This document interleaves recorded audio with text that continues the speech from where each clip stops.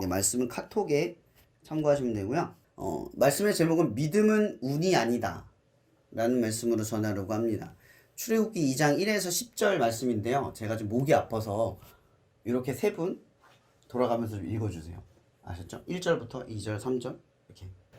레이가 독종한 사람이 가서 레이 여자에게 장가들어 그 여자가 임신하여 아들을 낳으니 그가 잘생긴 것을 보고 석 달 동안 그를 숨겼으나 더 숨길 수 없게 되매 그를 위하여 갈대 상자를 가져다가 엽창과 나무진을 칠하고 아기를 거기 담아 나일강과 갈대 사이에 두고 그의 누이가 어떻게 되는지를 알려고 멀리 숨더니 바로의 딸이 목욕하러 나일강으로 내려오고 시녀들은 나일강 강가를 거닐 때에 그가 갈대 사이에 상자를 보고 시녀를 보내어 가져다가 열고 그 아기를 보니 아기가 우는지라 그가 그를 불쌍히 여겨 이르되 이는 히브리 사람의 아기로다. 그의 누이가 바로의 딸에게 이르되 내려가서 당신을 위하여 히브리 여인 중에서 유모를 불러다가 이 아이에게 젖을 먹이게 하리까. 바로의 딸이 그에게 이르되 가라 하매 그 소녀가 가서 그 아이의 어머니를 불러오니 바로의 딸이 그에게 이르되 이 아기를 데려다가 나를 위하여 젖을 먹이라. 내가 그 삭을 주리라. 여인이 아기를 데려다가 젖을 먹이더니 네, 다음 얘기했습니다. 그 아기가 자라매 바로의 딸에게로 달려가니 그가 그의 아들이 되니라. 그가 그의 이름을 무세라 하여 이르되 이는 내가 그를 물에서 건져냈습니다. 아멘. 성경의 많은 인물들은 예수 그리스도를 투영하고 있는 존재들이 참 많아요. 물에서 건짐을 받았다. 이런 우리가 그 예수를 믿는데 예수님이 가르쳐 주진 않은 그 하나의 예식을 하나 한 게 있죠. 그게 뭐죠? 성만찬 말고 세례. 그럼 세례라고 하는 건 세례 요한이 했던 거예요. 이것이 노아의 심판과 연결이 되어 있죠.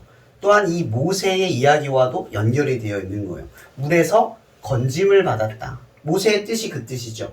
그러니까 이스라엘 백성은 어떤 존재들이라는 거예요? 물에서 건짐을 받은, 그러니까 생명의 구원을 얻은 자들. 그러니까 구원을 상징하고 있는 거예요.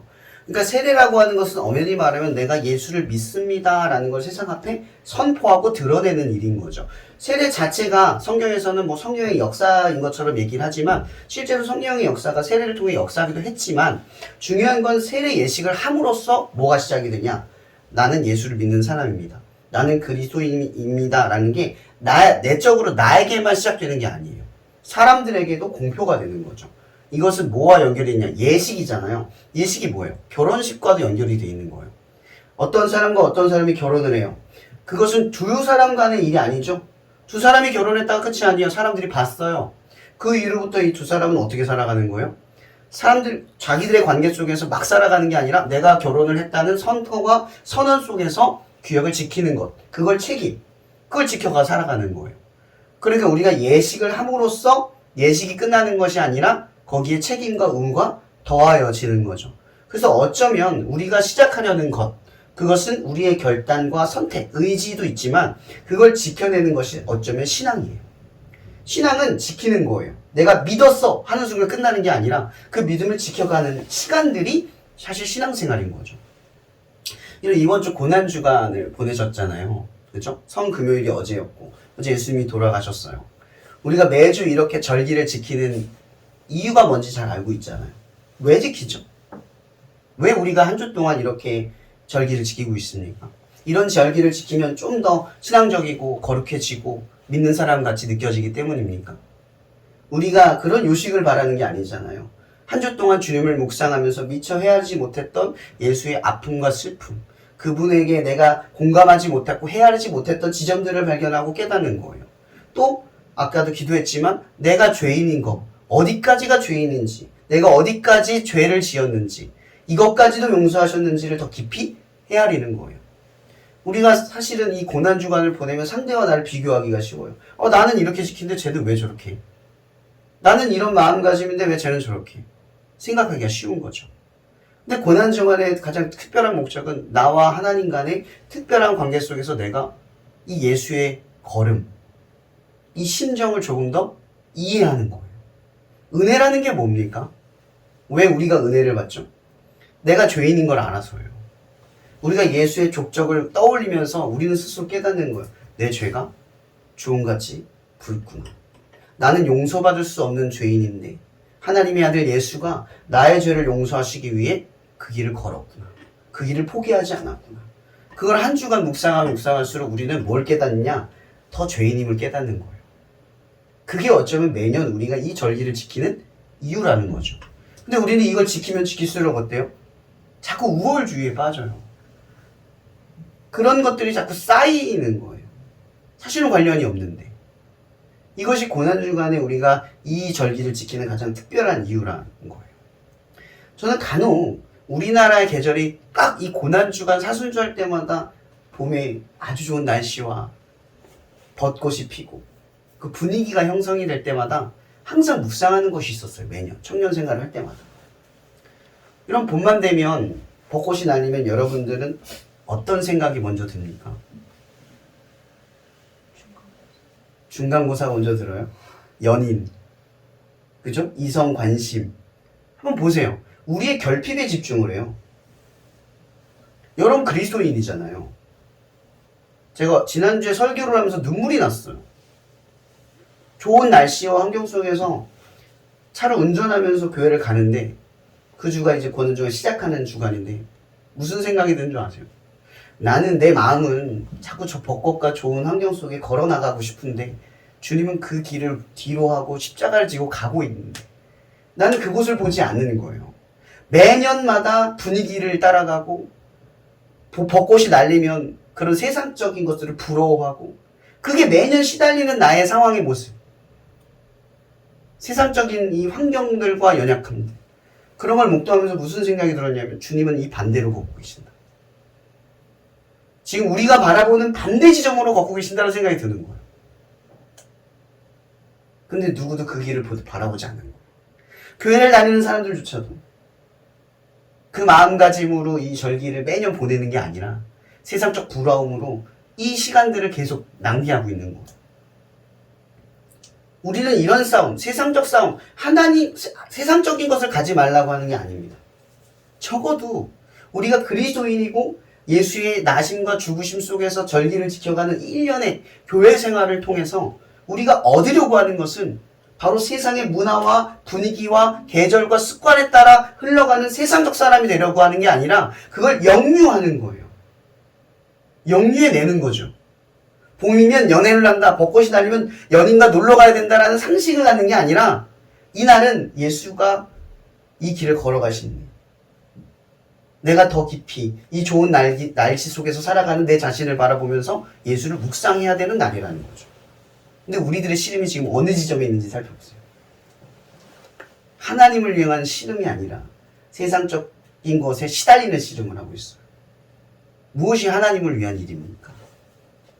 질문해야 한다는 거죠. 오늘 말씀의 제목이 뭐예요? 믿음은 운이 아니다 라는 거예요. 그걸 전하려고 하는 거죠. 오늘 말씀에 보면 이런 상황인 거죠. 지금 애굽 땅에 요셉이 죽었어요. 요셉이 죽고 났는데 또 다른 왕이 나타난 거죠. 그 왕이 나타났는데 뭘 까먹냐면 요셉의 업적이 사라진 거예요. 그러니까 요셉의 가족들에 대한 존중감이 없어져 버린 거죠. 왜 일술간에 이렇게 되는지 잘 모르겠죠. 이게 역사적 그 사건이 있어요. 뭐냐면 그 당시, 그러니까 그 전에 애굽에서 살았던 그 왕은, 바로 왕은 사실은 애굽에 그 살았던 다수 민족 국가였던 다수의 왕이었어요. 다수인들의 왕이었던 거죠. 근데 왕권이 바뀌었는데 뭐가 됐냐면 저쪽 피부가 좀 까무잡잡한 나라에 있는 사람들이 반란을 일으켜서 왕권이 바뀐 거예요. 그래서 뭐가 바뀌었냐면 요셉의 그 모든 업적이 단순간에 엎어져 버리고 새로운 왕권이 생김으로써 문제가 생겼어요. 뭐냐? 이 왕권이 바뀌었는데 다수였던 왕이 죽었고 소수였던 왕이 올라왔잖아요. 그럼 소수였던 그룹은 어떻게 하겠어요? 공포정치를 할 수밖에 없는 거죠. 억압을 하는 거예요. 그래서 말씀, 이 출애굽기 1장을 보면은 어떤 이야기가 나오냐면 이스라엘이 생육하고 번성하였더라 라고 표현한 다음에 그 다음에 뭐라냐면 그들이 생육하고 번성하니 나중에 크게 되어 반란할까 두렵다 라는 말로 바뀌어요. 이 이야기가 괜히 흘러가는 것이 아니라 갑자기 이스라엘이 미움을 받아요. 근데 더 기가 막힌 건 그래서 바로왕이 그들을 억압하였지만 더욱 생육하고 번성하였더라. 이게 출애굽기 1장의 이야기예요. 여러분 보세요. 겉으로 드러나는 것으로 보면 출애굽에 있는 이 백성들은 지금 실패하고 있는 거예요. 망한 거죠. 겉으로 보면. 더 큰 권력 앞에 아무것도 아닌 존재들로 살아가고 있는 거예요. 근데 보이지 않는 지점이 있어요. 드러나지 않아요. 근데 계속 생육하고 번성해요. 얼마나 번성을 했는지 왕이 두려워할 정도로. 그냥 결혼만 했다 하다 낳기만 하면 걔들이 순산하는 거예요. 죽지 않고. 한 가정에 막 10명, 막 8명 막 이렇게 낳는 거죠. 그러니까 바로왕이 감당이 안 되는 거예요. 그래서 바로왕이 뭘 하죠? 심판을 시켜서 뭐라고 해요? 아들이거든 죽이고 딸이거든 살려라 라고 명령을 해요. 근데 어떻게 돼요? 그 두 여인이 거부를 해요. 왜 거부를 했냐고 성경에 나오냐면 하나님을 두려워하여 라고 경외하여 라고 표현을 해요. 그러니까 두려워했다는 거예요. 왜냐면 생명을 죽이는 일을 두려워한 거예요. 근데 보세요. 바로왕은 힘이 있는 사람이잖아요. 근데 보세요. 하나님을 경외했대요. 이게 무슨 의미인지 아시겠어요? 바로왕이 지금 현실적으로 더 무서운 사람이에요. 근데 이 시파가 누굴 무서워해요? 하나님을 무서워한다는 거예요. 바로왕에게 힘이 있는데 바로왕에게 힘이 없는 거예요. 지금 성경은 지금 그 이야기를 하고 있는 거예요. 세상적으로 보면 바로왕의 힘이 있는데도 불구하고 하나님이 이기고 있는 궁세인 거죠. 누르면 누를수록 자꾸 태어나요. 그래서 방책을 써서 남자아이를 죽이라고 했는데 그 18일도 못하는 거예요. 신을 두려워한 거죠. 실제로 말하면. 생명을 죽이니까 두려운 거예요. 왕보다 더. 근데 또 그 다음에 어떤 일을 벌이냐. 이 왕이 머리를 써요. 여러분 나일강에 왜 아들을 버리라고 한 줄 아세요? 아기를? 나일강은 물의 신. 그러니까 이집트의 신인 거예요. 그러니까 신 앞에 던져라. 재물을 던져라는 뜻이에요. 그러니까 이걸 죽여도 될 수 있는 거죠. 생각해보세요. 아이를 죽이라고 하면 여러분 아무리 노예라도 그 받아들이겠어요? 반란이 일어나겠죠. 신적인 권한으로 바꿔버린 거예요. 머리를 쓴 거죠. 그러니까 나일강에 던진다는 얘기는 뭐예요? 나일강에 있는 신에게 바친다. 드린다. 이런 뜻을 갖는 거예요. 그래서 나일강에다가 아기를 막 던진 거죠. 얼마나 비통하겠어요. 근데 오늘의 이야기는 바로 여기서 시작이 되는 거예요. 제가 믿음이 아니라 운이 아니라 믿음이라고 했어요. 믿음은 운이 아니다라고 했죠. 잘 보시면 이렇게 되는 거죠. 오늘의 이야기에서 레위 사람 한 사람이 여자에게 장가를 들어라고 시작을 해요. 그러니까 일이 일어나는 중에 결혼을 한 거예요. 그러면서 어떤 일이 벌어지면 그 여자가 임신을 했고 아들을 낳아요. 근데 아들만 있는 게 아니죠. 그의 누이 그 전에 태어났던 아론도 있고 그 다음에 태어났던 미리암도 있는 거예요. 근데 아론 때는 그런 일이 없었지만 이 모세가 태어날 때 일이 벌어진 거예요. 그러니까 이 모세가 태어난 거예요. 그러니까 죽일 수밖에 버려야 되는 거죠. 근데 여기서 뭐라고 했냐면 몰래 숨겼다고 성경은 표현해요. 죽일 수가 없어서. 근데 왜 죽일 수가 없었냐? 아기가 너무 예쁜 거예요. 너무 잘생겨서 죽일 수가 없었대요. 이걸 다른 말로 표현하면요. 하나님이 이 요게벳이죠? 요게벳의 눈을 보면서 눈을 통하여 그 아이를 볼 때 하나님이 궁율이 들어가게 한 거예요. 다니엘의 사건 기억나죠? 뜻을 정하자마자 환관장이 은혜를 입었더라. 왜냐면 다니엘이 은혜를 입어야 되는데 환관장이 은혜를 입었더라고 되어 있어요. 왜죠? 환관장의 눈이 바뀐 거예요. 그래서 다니엘의 뜻을 받아들여 준 것처럼 이 요게벳의 눈이 모세를 죽일 수 없는 마음으로 바뀐 거예요. 하나님이 개입을 하신 거죠. 그래서 이 모세를 살리게 되는 거예요. 그 마음이 들어간 거죠. 근데 여러분 요게벳의 노래 들어본 적 있어요? 그거 보면 그 뮤직비디오 나오잖아요. 사실 그 이투 왕자에 나오는 모세의 그 건짐을 받는 사건은 성경의 이야기랑 달라요. 그래서 여러분 성경을 잘 봐야 돼요. 물에 이렇게 떠내려가서 운처럼 딱 걸려가지고 바로의 그 누구죠? 딸에게 발견된 게 아니에요.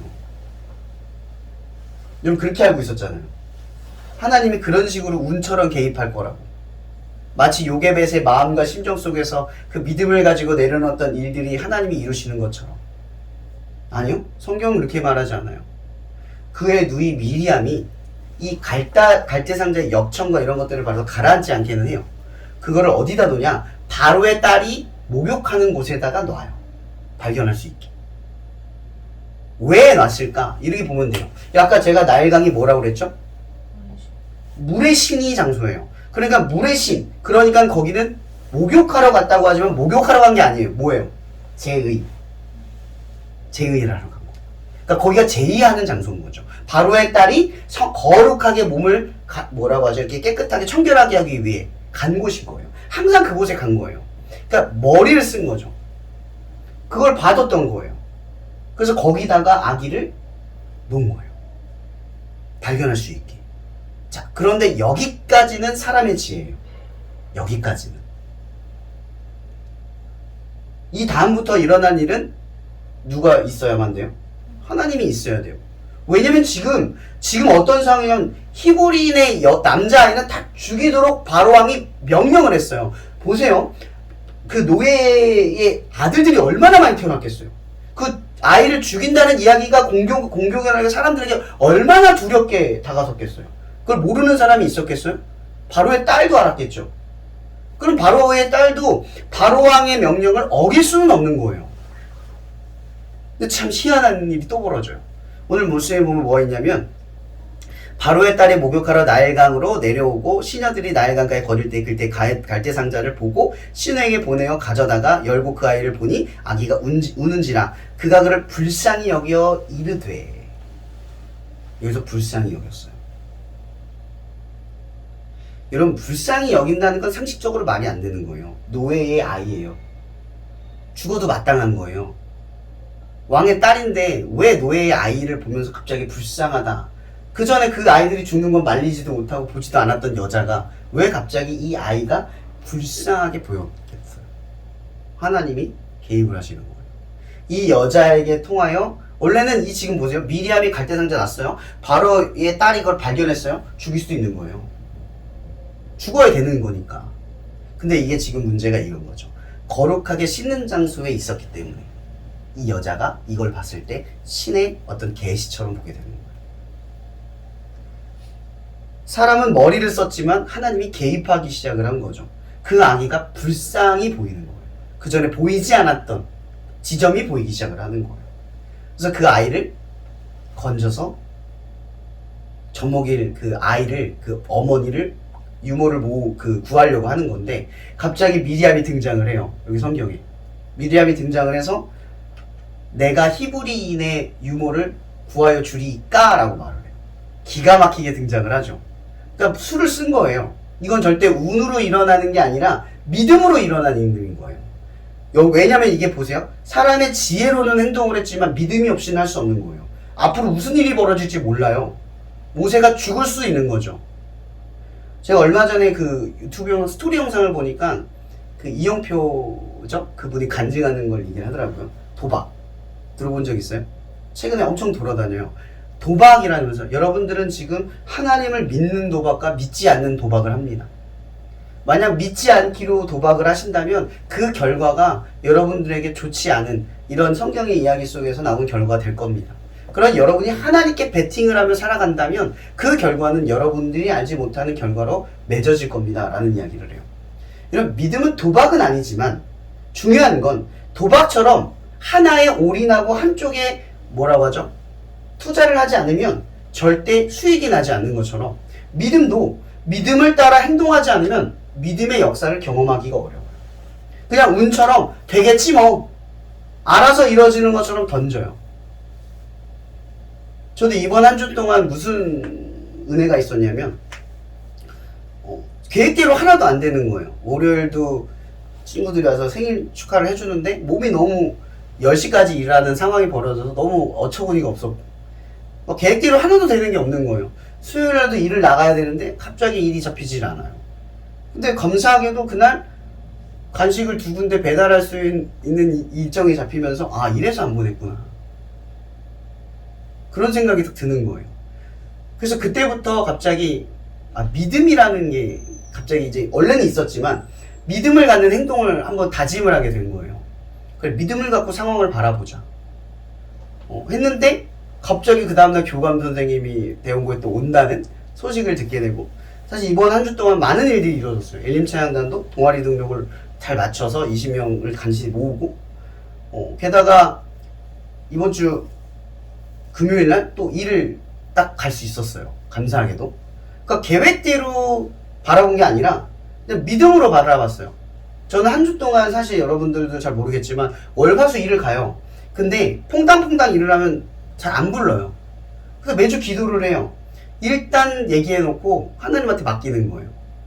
물론 제가 믿음이 좋다 이야기를 하는 게 아니에요. 믿음은 도박처럼 뭔가 맡겨놓고 기다림이 필요한다는 거예요. 그냥 가만히 앉아서 아무것도 하지 않는데 하나님이 역사하는 게 아니라 믿음으로 행동해놓고 그 다음에 하실 일을 보는 것처럼 믿음은 절대 운이 아니라는 거예요. 갑자기 어떤 일이 벌어지면 이거 운이야. 그럼 제가 그러면 수요일 날 쉬었는데 기도모임 2군데 아직 배달을 갔어요. 사역을 했어요. 아 이거 운이야. 운이 좋았네. 이렇게 표현하나요? 그럼 하나님의 역사를 보러 볼 때 우리가 운으로 표현하는 게 아니라 이러려고 그러셨구나. 뜻을 보는 거예요. 계획이 있다고 생각을 하는 거예요. 그럼 만약에 제가 이런 일이 벌어졌지만 오늘 이스라엘에는 지금 저처럼 바로 그날 쉬자마자 간식 배달을 가는 역사가 없었어요. 그냥 노예가 됐고 핍박을 받고 계속 눌리고 패배자의 근성밖에 안 남은 거죠. 지고 있는 형국인 거예요. 근데 이럴 때 지금 성경에서는 보세요. 지금 성경 출애굽기 1장에서는 히브리 민족에 대해서 이야기를 하죠. 근데 출애굽기 2장은 모세의 탄생에 대해서 이야기해요. 정확하게 말하면 모세의 가정에 대해서 이야기를 하는 거예요. 믿음의 가정. 그러니까 그 상황을 운으로 어떤 기적으로 바뀔 수 있을 거라는 그냥 막연함으로 그 상황을 바라본 게 아니라 어떤 사람은 그때에 믿음으로 행동한 사람이 있다는 거죠. 하나님을 믿음으로 행동했다는 거예요. 그 역청을 발라서 바로왕의 여인 앞에 놨을 때 그 행동은 사람의 머리에서 나온 게 아니에요. 왜냐하면 머리에 나왔으면 숨기는 게 더 맞아요. 도박인 거죠. 이건 도박이에요.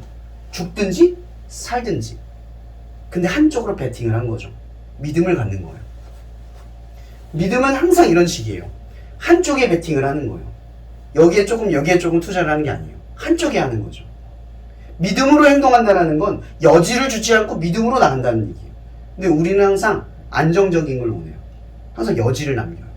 100% 믿음으로 행동하는 게 아니라 조금의 여지를 남겨두고 믿음으로 가는 거죠. 그래서 역사를 못 받는 거예요. 이런 시대적인 걸 보세요. 히브리 민족 중에 왜 하필 모세의 가정에게 이런 일이 벌어졌을까? 이거예요. 나쁜 일이 생기면 언젠간 좋은 일이 오겠지. 좋은 일이 생기면 언젠간 나쁜 일이 생길 거야. 이렇게 세상을 바라본 게 아니라 하나님이 계획이 있겠지.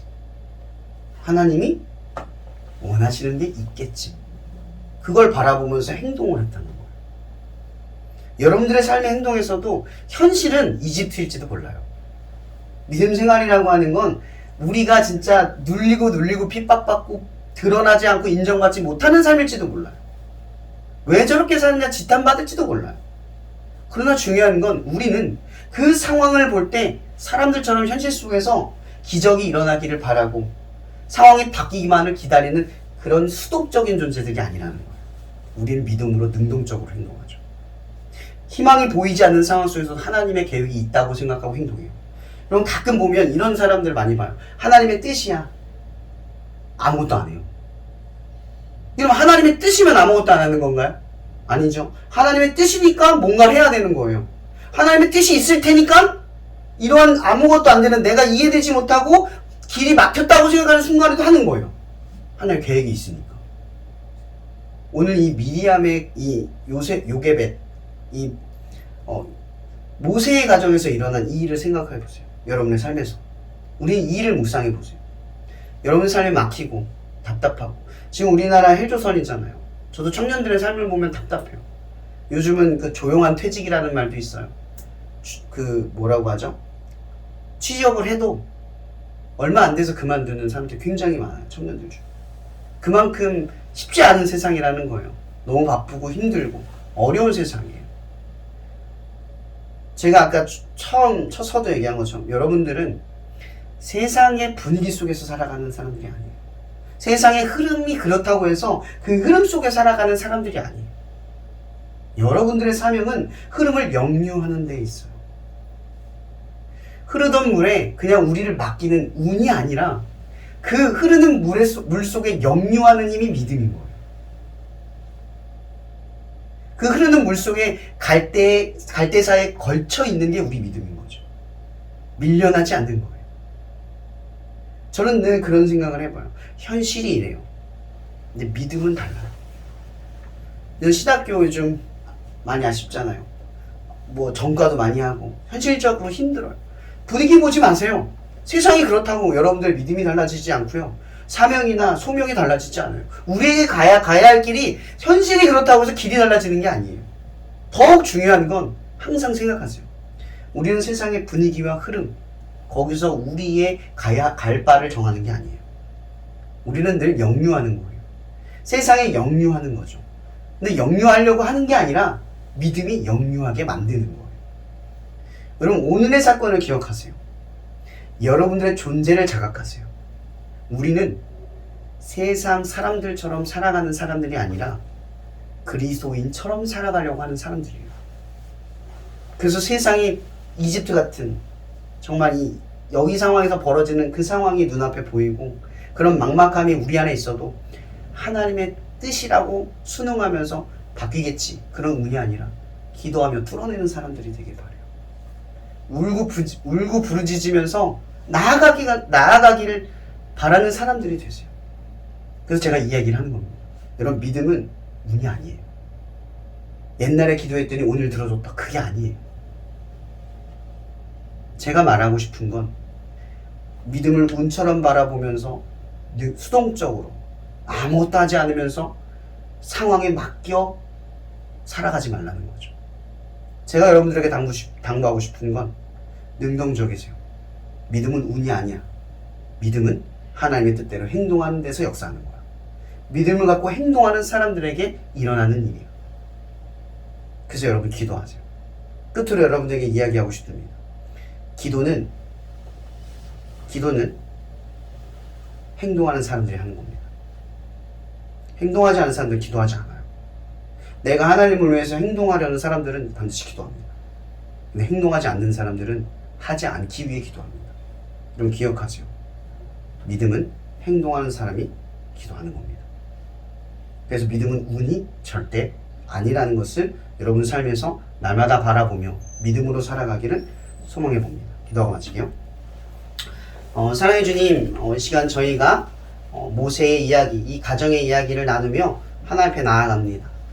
정말 우리나라의 현실이 정말 경제적으로도 세상이 정말 어렵고 힘든 시기에 있지만 그러한 상황 속에서 우리가 지혜도 필요하고 지식도 필요하고 정말 미디안처럼 그 아기를 맡기는 그 지혜로움도 필요합니다. 그곳에 두어서 발견하게 만드는 지혜도 필요합니다. 그러나 주님, 우리에게 진짜 필요한 건 그런 막연한 상황 속에서도 믿음을 갖고 행동하는 일입니다. 되지 않을 거라는 판단, 어차피 해도 안 된다는 판단, 어쩔 수 없는 상황이라는 것, 그런 모든 것을 떨쳐버리고 우리는 믿음으로 행동하기를 주님 결단합니다. 보이지 않는 막연한 상황 속에서 우리가 믿음을 가지고 행동할 수 있게 주님 도와주시옵소서. 현실과 상황 속에서 우리의 판단이 서지 않고 믿음으로 나아갈 수 있게 주님 도와주시옵소서. 또한 어려움이 생길 때 운처럼 해결되겠지, 언젠간 해결되겠지 라는 이 막연함 속에서 아무것도 하지 않는 어리석은 그리스도인들이 되지 않고 오늘 이 모세의 가정이 특별하게 선택받은 것처럼 우리도 믿음을 갖고 행동하는 한 세대가 되게 하여 주시옵소서. 그렇게 주님 앞에 발견되는 하나님의 자녀가 되기를 원합니다. 우리의 사업장에서도, 학교에서도, 가정에서도, 교회에서도 늘 보여지는 상황 속에서 머무르지 않고 하나님의 시선에 주목되고 선택되는, 발견되는 그런 한 세대가 되게 하여 주시옵소서. 모든 것에 감사하며 살아계신 예수 그리스도 이름으로 기도합니다.